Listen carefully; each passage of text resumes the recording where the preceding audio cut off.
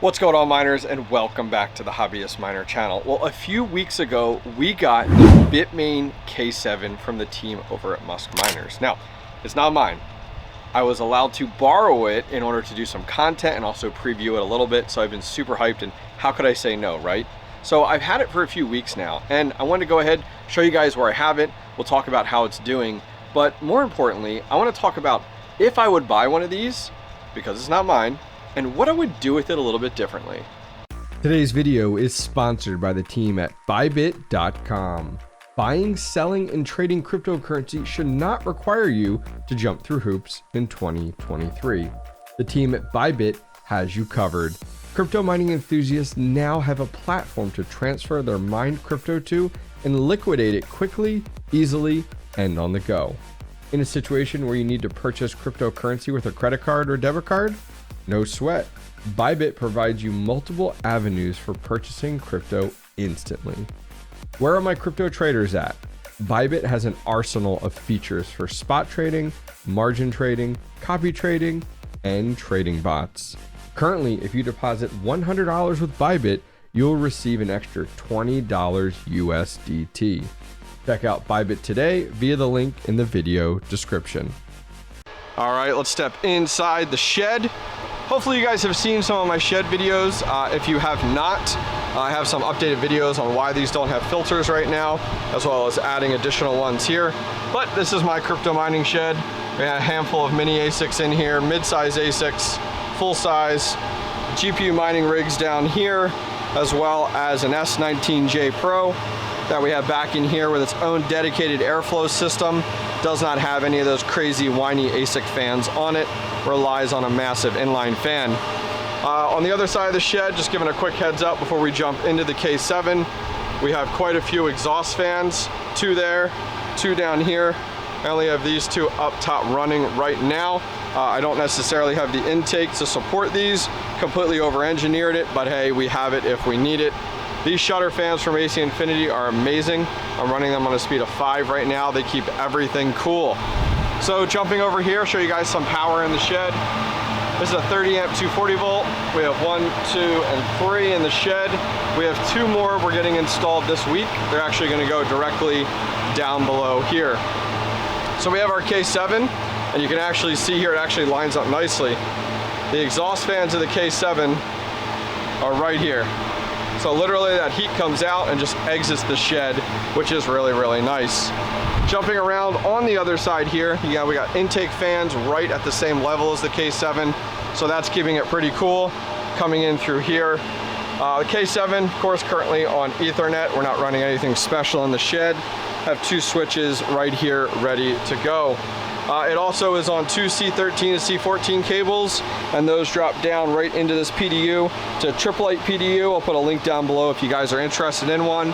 And it is running off of the middle 30 amp, which is about 5,500 watts. If you guys want a full video on the unboxing, hash rate, wattage, efficiency, I'll put that link down below. We just did that a few weeks ago. Go check it out. I'll put a card in the upper corner as well. So the K7 here, it actually isn't too bad when it comes down to noise level, but what I did find is when the ambient temperature is up there around 80 to 90, this thing starts screaming. Now we're pretty good now, but when I first got this unit, I didn't have that unit running because I didn't have the intakes available, and I only had that one running. And this thing, 80, 90 degree days, we haven't had 90 yet, so 70, 80 degree days, should I say, this thing is insane, just takes off, has that crazy ASIC scream to it. But today it's nice. It's 70 degrees outside right now, beautiful day in Pennsylvania. This is the type of spring weather I would expect versus 85 the other week. This thing loves it, it's doing really well.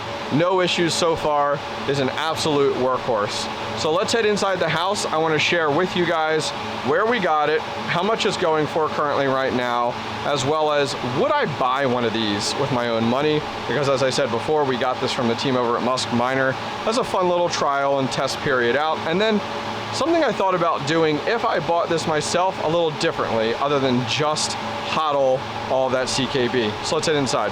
All right, so let's see what we got here. So here is my Antminer K7, and as you guys can see, real time right now, we're at looks about 60, 64-ish when it comes down to our hash rate. Definitely fluctuate, goes back and forth.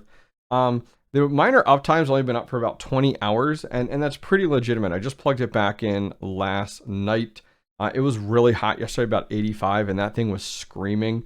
What I've been doing is almost unplugging it during the day to not completely bother my neighbors, and then plugging it in at night. Now, I know I probably wouldn't have done that if I bought this outright, because I'm looking to make some money back, especially on my investment. But because of the fact that we're borrowing it from Musk Miners, I didn't feel as bad with that. Now, something that confuses me a little bit, and if you guys know, please comment down below. I never say that I'm an expert anyway. So it does say pool rejected rate at 8.44%, which is kind of odd, because when we go over to the pool, things are looking pretty good and we're not having, issues in that regard. Maybe it's affecting my profitability. I mean, that's pretty significant, almost 10%, but we'll have to take a look together. So taking a look on the pool side of things, you can see that we got some ebb and flows here that you guys can see going on. So you can see that we do have, it's on and off and on and off in that regard. And that's just kind of what I talked about with unplugging it during the day, plugging it back in at night. I was also away for 4 days, so I did have it unplugged during that time period. That's a little bit better view of the day and how it was performing. You can see it was a lot cooler weather through here, through like March and stuff like that. So I had it plugged in all the time and didn't have any issues. You can see some of that here, rejection rate. There is quite a bit of rejection rate. I didn't have enough time to test, like, was this actually the K7 and the K7 having failures, or was this just a pool issue and it was better for me to change pools? That's sort of things that you should really look at when you're testing these things out. It's like, if this was mine, I probably would have went ahead and started to look at other pools, tried other pools to see which one I had the least amount of rejected shares with. Now, going over to earnings, what I did with earnings, because it's a little bit wonky based off of me powering on and off. But what I did was I went ahead and exported everything via the spreadsheet. And what I want to do is actually come back here and get rid of the first few days, because that was me just powering the unit off and on, or getting the unit all set up. But then you can see we have lots of consistency here. So let me get this spreadsheet cleaned up a little bit, because I want to show consistency versus when I was turning it off and on, which would lead more towards, early and late March in there. And then we'll kind of go over the profitability and how it would do per day. All right, guys. So went ahead and cleaned things up. We took some off the top, took some off the bottom. We have 19 consistent days right here in the middle, starting at March 16th up through April 4th. That gives us 19 days total. So with that in mind, our average hash rate per day was 61.2 terahash. So we're within that 1% of acceptability there. With that being said, if we look at a 19-day period, we're at 72,053 CKB earned, or per day, an average over those 19 days, 3,792 CKB. All right, so taking a look at the Bitmain Antminer K7, this is a 63.5 terahash one over on Mine the ASIC.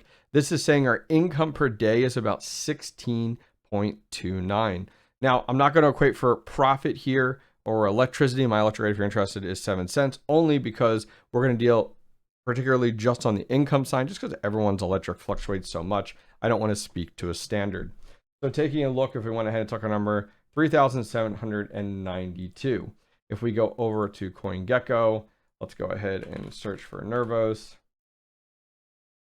And down here, 3792. So we were at $17 per day on the income side was our average. If we go back over to Mine the ASIC, it's 16.29. So we're super, super close to that is what it comes down to. So if you're looking to get a K7 and you're kind of basing it off of these metrics, this is super close. I mean, what are we? We're within less than 50, about less than 40 cents there, give or take. So super, super accurate if you're going to base some of your numbers and judgment off of Mine the ASIC. And for curiosity, if you guys want to know how much did we make, during a 19-day period, we can go ahead, 72,053. Go over here, 72,053. That made $324 when it came down to a time period of 19 days total. Now, looking at, I've been running this is my VM. This was on Hyper-V. I have a VM up here. I'm going to try to zoom in the best I can. With that, you can see here that we are running the Nervos wallet, and we've earned about, as of now, about 85,000 CKB, like in total since I've owned it, not just the 19 days. Now, something I didn't know about, and kudos to 𝐷mining for actually recommending I do this, is within the Nervos wallet, you actually have Nervos DAO. It's kind of like you're staking. And I came in here and actually staked 30,000 within the wallet, 30,000, which makes me feel a lot better, like it's within my wallet. 30,000, you can see it's locked here, CKB, and you lock it up for 30 days. I did it, literally was like, all right, I'll test 30,000 as my first test of doing this. And you lock it up for 30 days, and look what that, I guess they call it APC, average percent compensation, 2.45. So I'm like, cool, like, and you can just keep compounding this and adding to it and adding to it. So it was a really cool concept. Thank you to 𝐷mining for showing that to me. If we go back, guys, to the wallet overall, and we go back to a time period, let's see here, during the time period that we were doing our test, you can see here, here's some of that accuracy, 3,783, 3,600, 3,700. So you can see we're pretty consistent when it comes down to the numbers that we did receive overall. So now let's talk about my overall thoughts. Would I spend my own money on this unit and how I do things a little bit differently? All right, so we're over on Musk Miner's website. Also, huge shout out to them for providing this to me. I actually went ahead and I'm picking up 2 S19J Pros from them, 100 terahash units here in the next week.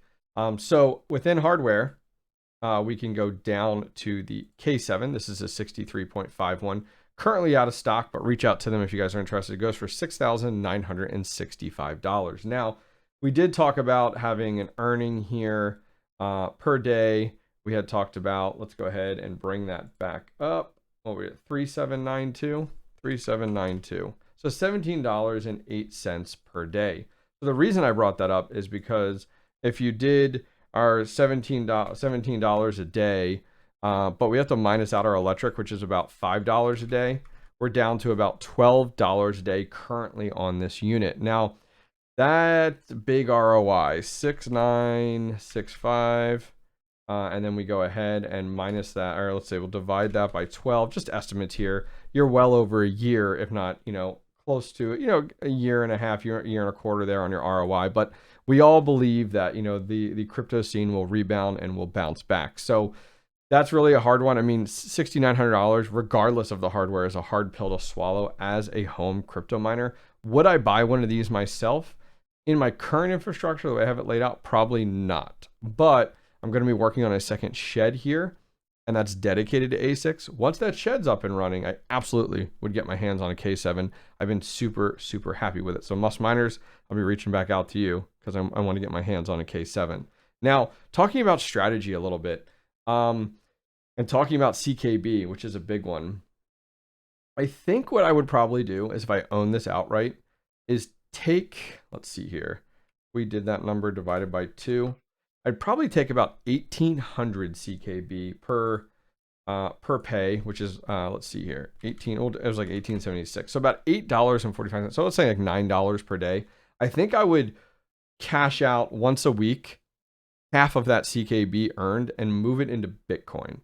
I'd keep the other half to kind of build that bag, but I don't know where CKB is going to go. Like, I have much more faith in Bitcoin going up than I do with what will happen with Nervos or CKB. Now, some of you guys watching this are like fully behind this project. You love it. You live and breathe it. You never would say such a thing. I'm sorry. But for me, like with this type of investment, I probably would roll half of that into Bitcoin. And just because I'm just continuing to stack my bag with Bitcoin. Then the other half I would put in Nervos or CKB into that bag and just allow that to build up just in case there's any opportunity for that to pop and blow up. I don't know. What would you guys do if you got yourselves on the K7 CKB? Would you just stack the coin? Would you cash out some of it? Would you liquidate some of it? Would you move some of it like I did and convert it from CKB to Bitcoin? Let me know what your thoughts are. I'd love to know. All right, guys, so that is going to wrap things up for today. Huge shout out once again to the team over at Musk Miners. I appreciate them supporting the channel. Last question for you guys. If we reach back out to Musk Miners and we want to test another ASIC, which one would you guys love to see? Leave a comment down below. What ASIC are you like, oh, the D9 or the KA3 or the S19 XP? I mean, give it to me. What are you guys thinking? What would you like me to hit up Musk Miners to test out? Leave a comment down below. I'd love to hear from you guys. If you guys enjoyed today's video, give it one of these. and I'll see you guys next time. Today's video is sponsored by Crypto.com. As a home crypto miner, it is crucial to have your cryptocurrency at your fingertips, and the Crypto.com app can help. Being able to send and receive cryptocurrency quickly, easily, and on the go is a must-have in 2023. The Crypto.com app allows you to utilize your cell phone as a gateway into the crypto world, no matter where you are. No matter if you're looking to buy, sell, send, or receive crypto on the go, the Crypto.com app has you covered. If you're looking to liquidate your mined crypto often, you can set your GPU mining rigs and ASIC miners to mine directly to your Crypto.com wallet, making it simple and easy to cash out quickly. Download the Crypto.com app today and give it a try. No harm in testing it out, poking around, and seeing if the Crypto.com app fits your hobbyist miner needs. Guess what? Use the link in today's video description to support the Hobbyist Miner entirely free.